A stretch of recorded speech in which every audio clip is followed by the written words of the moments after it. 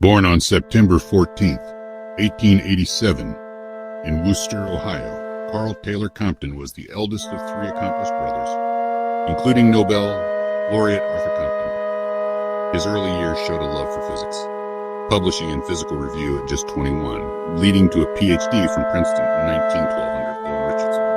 After brief teaching at Reed College, Compton rose through the ranks of Princeton. His research on electron collisions, photoelectron emissions,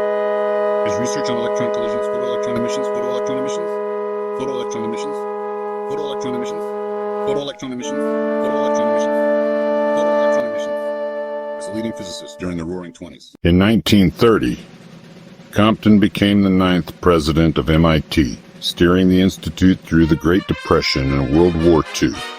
He transformed MIT, creating the School of Science, expanding faculty-led research, and pioneering tech transfer and venture funding models that define American research today. A wartime science champion, Compton led radar research under Roosevelt's National Defense Research Committee and helped organize MIT's Radiation Lab. He later chaired the Department of Defense R&D Board and shaped early U.S. science policy. His accolades were numerous. The Rumford Prize, Presidential Medal for Merit, Public Welfare Medal, Hoover Medal, Hoover Medal, Hoover Medal, and 32 honorary doctorates. In 1957, MIT established the Compton Lectures, and today the American Institute of Physics awards the Karl Taylor Compton Medal in his honor.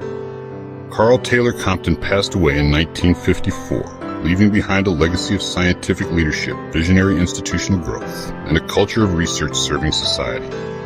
His influence still pulses through MIT and the wider scientific world. Please feel free to share if you enjoyed this video. Subscribe to the channel Atomic Gear for more scientific content.